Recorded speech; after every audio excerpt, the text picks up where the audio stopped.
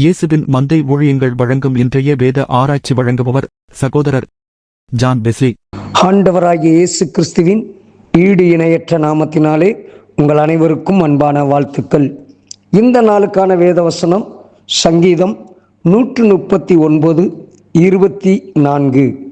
வேதனை உண்டாக்கும் வழி என்னிடத்தில் உண்டோ என்று பார்த்து நித்திய வழியிலே என்னை நடத்தும்.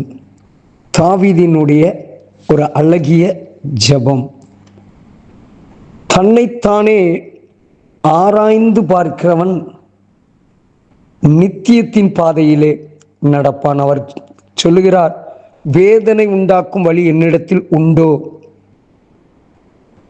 என்று பார்த்து நித்திய வழியில் என்னை நடத்தும்.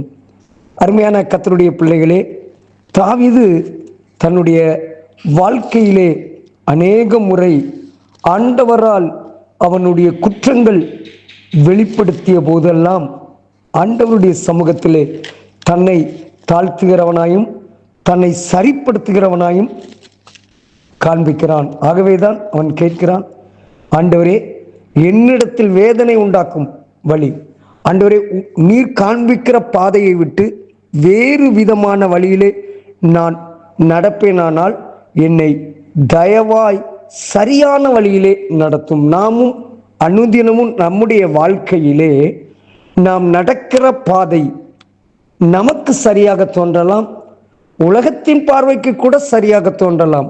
ஆனால் தேவனுடைய பார்வைக்கு சரியாக தோன்றுமானால் மாத்திரமே நாம் சமாதானத்தின் வழியில் நடக்க முடியும். தாவீது சங்கீதம் 51 பத்சேபாளின் நிமித்தம் பாவம் செய்யப்படுகிறான். பாவத்தை நாத்தான் தீர்க்கதரிசி மூலம் எச்சரிக்கப்படுகிறான். எச்சரிக்கப்பட்ட உடனே அவன் ஆண்டவரிடத்தில் கண்ணீர் விட்டு கதறி எழுதின சங்கீதம் 51 சங்கீதம். அதில் சொல்லுகிறான், தேவனே, சுத்த இருதயத்தை என்னிலே சிருஷ்டியும், நிலைவரமான ஆவியை என் உள்ளத்தில் புதுப்பியும். என்னுடைய இருதயம் கரைபட்டு காணப்படுகிறது என்று தன்னுடைய குறைவை உணர்ந்து ஆண்டவரிடத்தில் தன்னை ஒப்புக் கொடுக்கிறான்.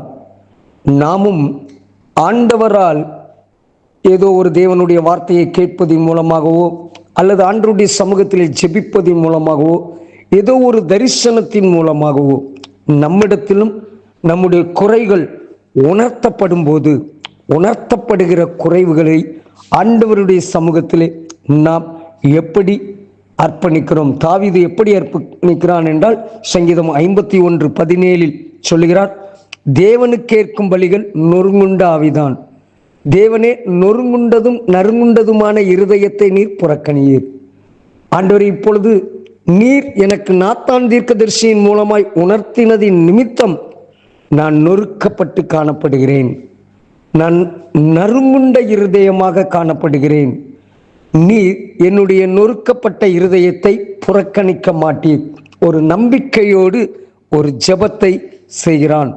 இந்த கால வேளையிலே அருமையான கர்த்தருடைய பிள்ளைகளே, ஆண்டவருடைய சமூகத்தில் அமர்ந்து நாம் ஜெபிக்கும் போது நம்மை நாமே நிதானித்து அறிய வேண்டும். நம்மை நாமே நிதானித்து அறிந்தால் நாம் நியாயம் தீர்க்கப்பட மாட்டோம்.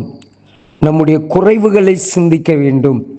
நாம் நடப்பது மற்றவர்களை விட நான் சிறந்த வாழ்க்கை வாழ்கிறேன், மற்றவர்களை விட உயர்ந்த நிலையில் இருக்கிறேன், என்னிடத்தில் குறைவுகள் இல்லை என்று சொல்லி நமக்கு நாமே நாம் பெருமைப்பட்டு கொள்ள கூடாது.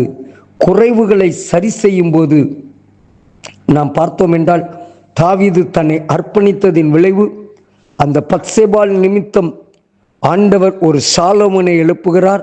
சாலோமோன் தேவனுக்கு பிரியமான ஒரு மனிதனாய் வாழ்கிறான். ஆண்டவருக்காக வாழ்கிற ஒரு பாத்திரமாய் அவன் மூலமாய் கர்த்தர் அந்த சந்ததியை ஆசீர்வதிக்கிறார். அருமையான கர்த்தருடைய பிள்ளைகளே, ஆண்டவரிடத்தில் நாமும் கேட்போம். சங்கீதம் 51:8 தாவீது சொல்கிறார், நான் சந்தோஷமும் மகிழ்ச்சியும் கேட்கும்படி செய்யும், அப்பொழுது நீர் நொறுக்கின எலும்புகள் கலிகூரும். ஆண்டவரே, நான் செய்த தவறு நிமித்தம் என் எலும்புகள் நொறுக்கப்பட்டு என் உள்ளம் உடைக்கப்பட்டு சமாதானத்தை இழந்து நிற்கிறேன். இப்பொழுது உம்முடைய சமூகத்திலே அர்ப்பணித்து நிற்கிறேன். என்னுடைய அர்ப்பணிப்பை நீர் ஏற்றுக்கொள்வீர் என்றால் சந்தோஷமும் மகிழ்ச்சியும் என் உள்ளத்தில் மறுபடியும் கேட்கப்படும். அருமையான கர்த்தருடைய பிள்ளைகளே, இந்த கால வேளையிலே ஆண்டவருடைய சமூகத்திலே வேதம் சொல்கிறது, சங்கீதம் 97:11, நீதிமானுக்காக வெளிச்சமும் செம்மையான இருதயத்தாருக்காக மகிழ்ச்சியும் விதைக்கப்பட்டிருக்கிறது. நீதிமான்களே, கர்த்தருக்குள் மகிழ்ந்து அவருடைய பரிசுத்தத்தின் நினைவு கூறுதலை கொண்டாடுங்கள். நாம் நம்மை நாமே நிதானித்தறிந்து தேவன் காண்பிக்கிற பாதையிலே செல்லுவோம். ஜெபிப்போம். அன்பின் தகப்பனே, எங்கள் குறைவுகளை உணர்ந்து எங்கள் குற்றங்களை உணர்ந்து நீதியின் பாதையில் நடக்க எங்களுக்கு உதவி செய்யும். கர்த்தர் உங்களை ஆசீர்வதிப்பாராக. God bless you. ஆமென்.